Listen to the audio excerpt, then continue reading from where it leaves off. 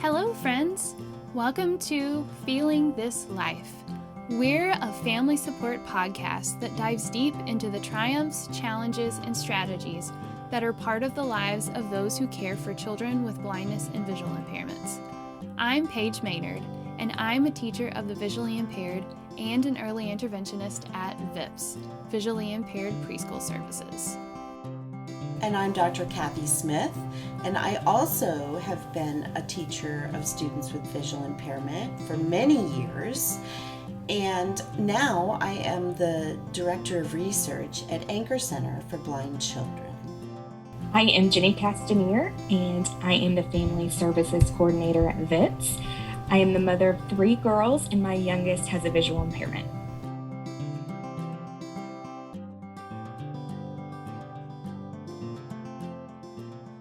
Hi everyone, Paige here. We wanted to let you know that you may hear some background sound in today's episode as the HVAC system came on during the interview. We've done our best to edit out the background noise and hope that you enjoy the empowering and insightful information you'll hear as our guest tells her story. Thank you. I'm here today with Hailee Raymer, and you are mom to Savannah, and she's a sweetheart. So Yes. Can you tell us a little bit about her? Savannah is a sweetheart. She is 2, and she was born with a really rare brain malformation. I won't get into the technical because it's a lot, but because of that, she has secondary diagnoses of CP and cortical visual impairment. So that's how we found VIPS and Miss Paige. But she really is she is so sweet. She just really loves to snuggle and be close to someone. Yeah, she's a snuggler. And CP, tell us about what that stands for. Cerebral palsy. So she has stage 5 spastic quad. So all 4 of her limbs are affected. And she is very spastic, so very tight a lot of the time.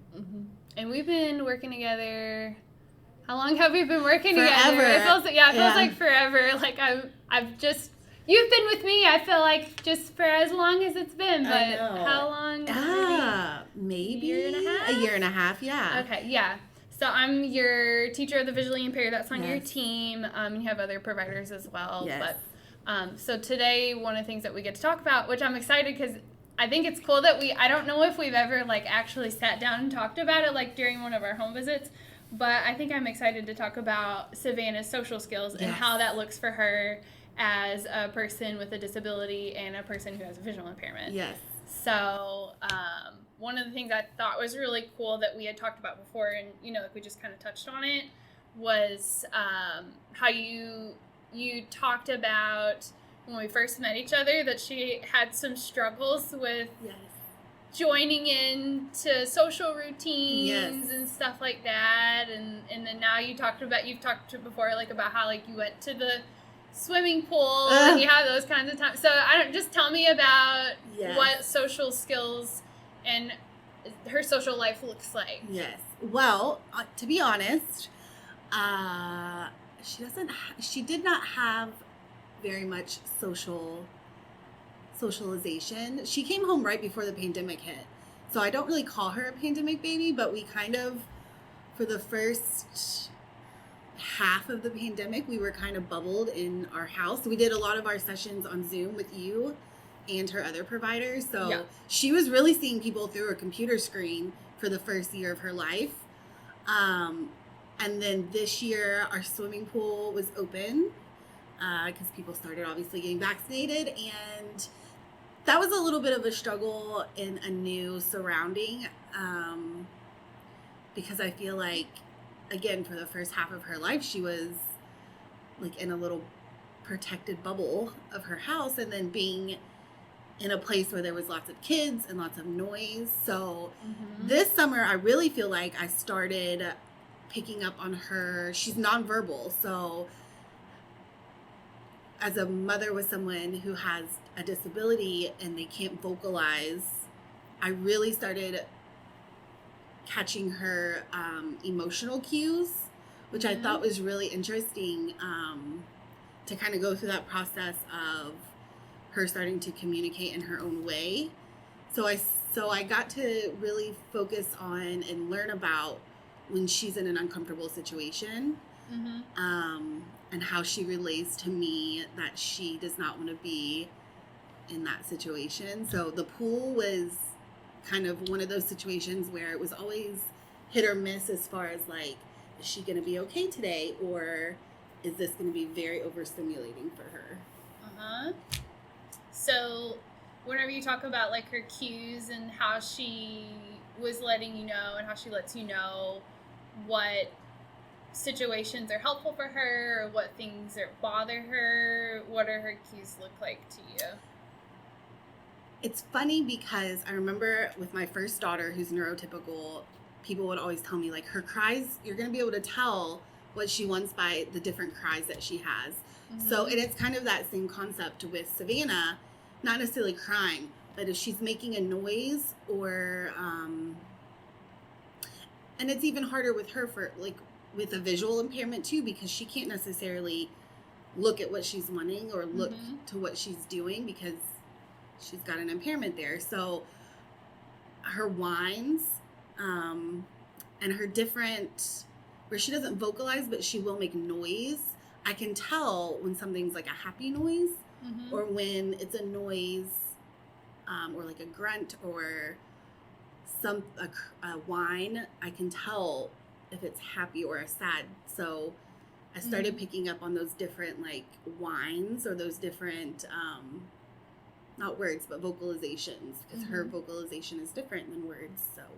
So like so you started picking up on her cues, you know, whenever you guys were at the pool. What about before you started picking up on the cues, or like when did you start picking up on them, and like what was it like before, or I don't even know if there was a time like before you understood or before you were responding to them, like what was it like before? So I could tell that she loves being outside, and I think she loves like noises of like birds and just like the outside element. Going near the pool and in the pool was a struggle. I think a lot of sensory overload for her if we were in the actual swimming pool. So she would vocalize in her way. And I always say, like, if it's a succession of 3, I know whether it's a happy thing or a sad thing, if she's quote unquote telling me 3 times, like, I don't like this or I do like this, that's my way of starting to like pick up on her feelings, if that makes sense. I think that's really cool. And, you know, it's like, of course, you know, like like telling somebody 3 times, but like to have that like as your rule of thumb that like, okay, she's communicating this to me 3 times. She's telling me that she's struggling and, you know, you need to make adjustments or whatever. So then like after you started doing that, how did it impact her participation and everything in her interactions with you and everybody else at the pool? I think it's just a way of, in general, her being able to communicate, because she communicates in a different way than talking or with words or even with sight, because she doesn't have that advantage of even being able to look necessarily at something. So I think that has turned in her way of kind of communicating. And, you know, again, like the thumb of rule of the 3, like if she's mad about something and I can see it 3 different times, then I know, or if she's happy about something. So like when we would get in the swimming pool, I tried different times, because even at the end of the day, you know, she's still a child and I still want her to experience all the things that any kid would experience. So, but she definitely told me in her way 3 times, multiple times, that she did not like the swimming pool. But then she would like being outside. So she would be very calm and serene if she was just sitting in her wheelchair outside under a tree. So I can kind of pick up on that kind of. Yeah. So it was like she could let you know that I like being here, but what I like doing is sitting and hanging out and enjoying listening to sound and all that kind of stuff. So, and it also sounds too like it helped and tell me, I don't know if I'm putting words in your mouth or not, but like it sounds like it helped you to like increase that connection with her because you knew what she wanted, and then therefore everybody was happy too. Yes. Well, and yes, you're absolutely right. The swimming pool this summer, it was closed last summer because of the pandemic, so I just kind of used the pool like as a base of like that was her first social interaction with like other people, other kids, was going to our swimming pool. So that's kind of always been like my base. And then, like I said, I kind of use that as a guide of starting to pick up on her communication. So, So, like, just thinking about the pool, or, you know, really it can be anywhere. If you're thinking about, like, her connections and stuff with others, like, what kinds of things have you seen, like, that she enjoys or, like, that she's responded to in her relationships with others? She definitely loves school now that she's in. And school loves her. School loves her. She loves, I don't think we've had a bad day yet at school. She likes having other kids her age to interact with and other kids that are like her to be able to interact with. I think inclusion is so important, but then also her being surrounded by other children that learn and see the world, quote unquote, the same as her is also important. So school has definitely been a big step in strengthening our social skills, because she has to be with other people and other kids for that 3-hour window. Yeah, she does. Have the teachers told you anything about how she's interacted with the other kids or responded to their play and stuff? The other kids love her. She's the only one in her class, her particular class, that is in a wheelchair. So they love helping push her and sneak things in her wheelchair little basket. And she seems to really enjoy hearing the other children.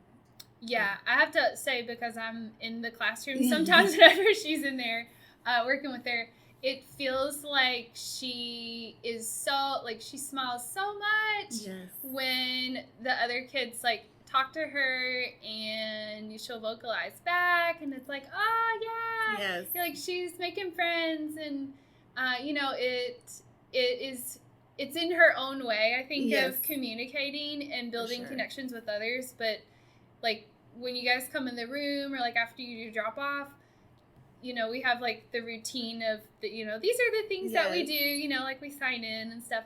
But what she appears to be most interested in, because she's, like, looking around for, like, where are the other kids? Because, like, she'll hear them. And that's, like, the thing that seems like she wants to do that. Like, she wants to figure out where everybody is and what everybody's doing.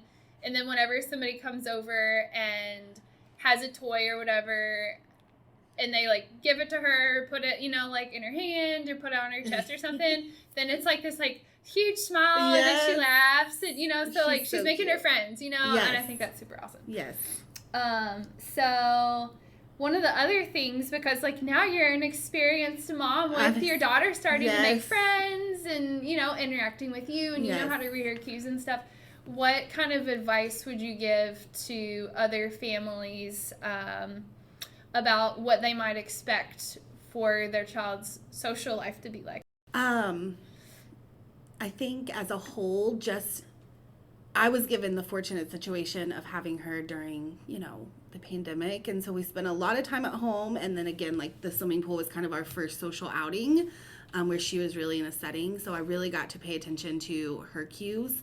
My advice would be to set aside some time, or just observe when you're in a social setting.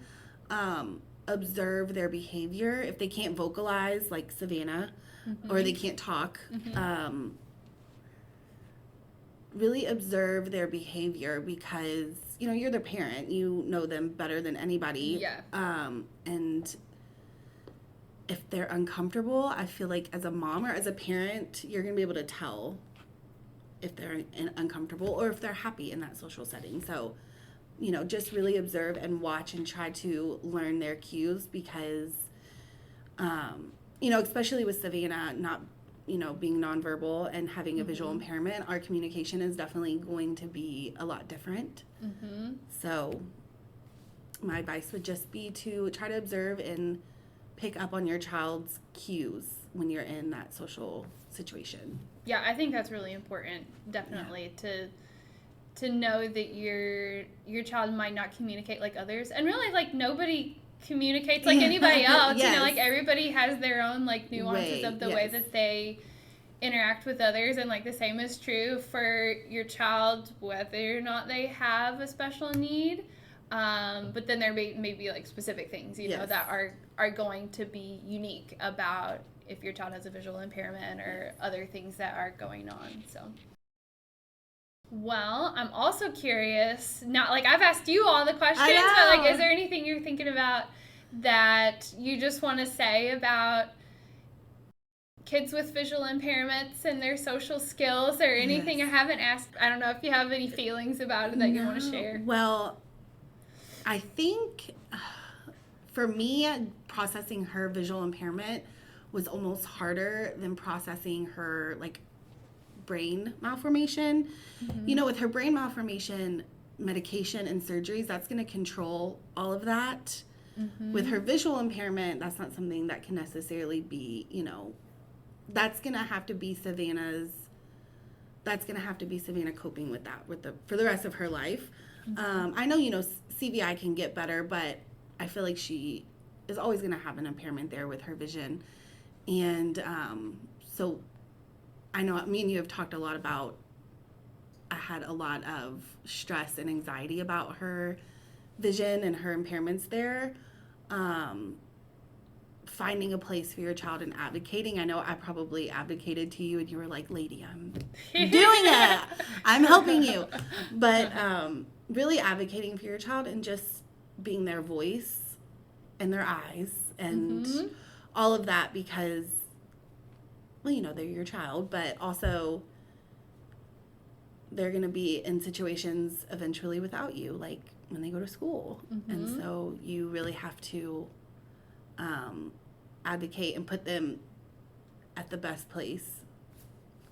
So for us, VIPS was, easily the best place for Savannah because of her impairment, but you just got to advocate for your kid. And thanks for being with us today. Thank you for having me. Yeah, this was fun. So awesome.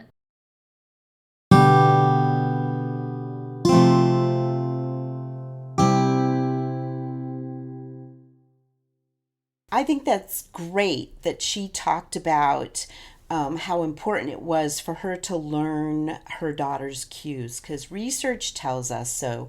Dr. Deborah Chen has research that shows one of the most important things that we should be working with families on in the first year is helping them to understand their baby's communication, because sometimes children with visual impairment don't have the same kind of communication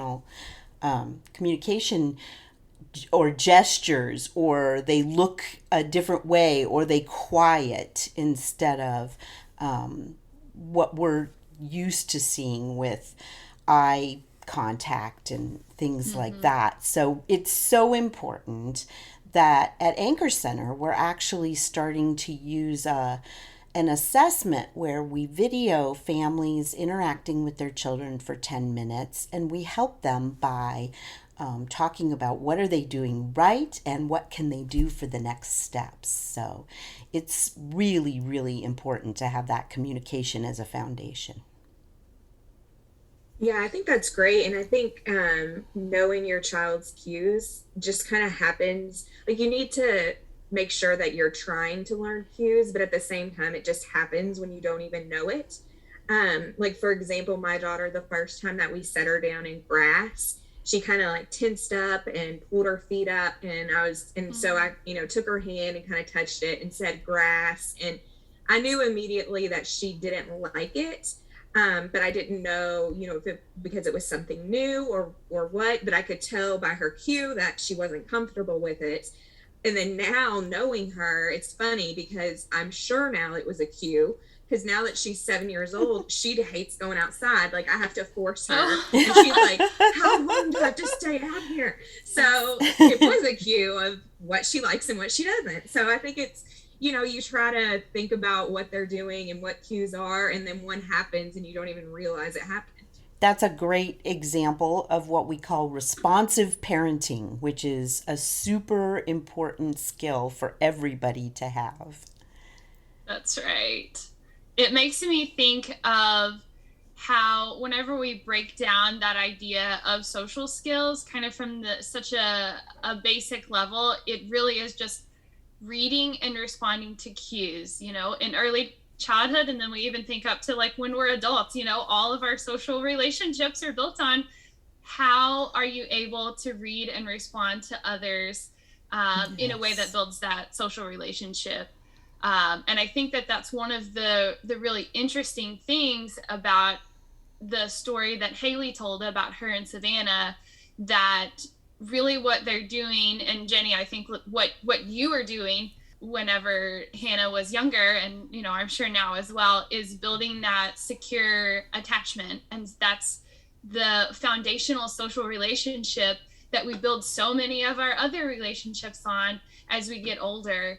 And so the reading and responding and being responsive to your child's cues helps so much with feeling that security, so that you can kind of build that confidence, and then you can build other relationships.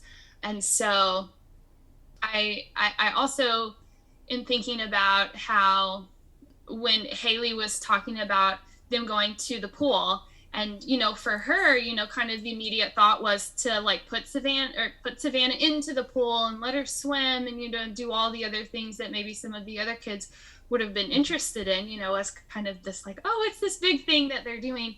But she was able to pick up on Savannah's cues, and Jenny, you're able to pick up on Hannah's cues about what she actually thought was interesting and what she wanted to do. And I think a lot of times we look for those like big opportunities for our kids to like, have these just crazy amazing interventions, or we're looking for that like big thing that's gonna like rock their world. But really, rather than it always being that big thing that kind of propels them forward, I think it's all of those little things that add up together, and all of those little interactions that we have where we just slowly build that connection with our children, and we help them to feel secure in their relationship with us, which builds their confidence, which helps them to be more curious, which helps them to keep learning more. And then it's just kind of the snowball effect, I think, that continues throughout their childhood and also into their adulthood. So, like for Savannah, it was listening at the pool together. And like, I think about all of the things that actually can come of that Savannah and Hailee will do, or maybe are doing together, that will kind of build upon. Savannah's so interested in the birds. Wouldn't it be so cool if their interactions together looked at, what bird sounds do you hear, or who do you hear over there? And then that moves into all of the other things that happen from that, and it's built upon that connected social exchange and that bond that they build. So I just think social skills are so interesting as we think about how they're connected with being responsive and building that attachment early in life. And now that Savannah can share, or can feels comfortable in sharing those experiences with her mother, now she can share them, that she's in preschool, with her friends. So Yes. It takes time to move from one step, from being with that one person or those two people that you feel comfortable with all the time, to being able to share it with other people. And I think what you said, Paige, about the little things are the big things is really important, that families need to spend the time building those interactions. Yeah, and I think recognizing those too. Like, I think so many times we forget the little things because whatever that big thing is our goal. And we're just constantly like, we're not making any improvement. I want my child to be able to do this. And you just want so much for them to reach their full potential. And it just feels slow and you feel like your goal is not coming. So if we can kind of step back and say, what needs to happen before this, that can be my first goal. And then I think it is really more encouraging. Yeah, I like that idea of let's thrive in the moment here. And, you know, that big goal is there and we're working toward it. But having that abundant life right now can be fulfilling for your child and for you as well. So, yeah, I agree with you. Absolutely. Thank you so much for listening to Feeling This Life. Please consider subscribing to Feeling This Life wherever you get your podcasts. And please take a minute or two to give us your feedback and your ideas for future episodes by completing our survey, which is linked in the show notes. There, you'll also find ways to get in contact with us, and you'll find resources related to today's episode. If you'd like to support us in making more episodes of Feeling This Life, look for the donation link in the show notes. Please join us again next time for another episode of Feeling This Life.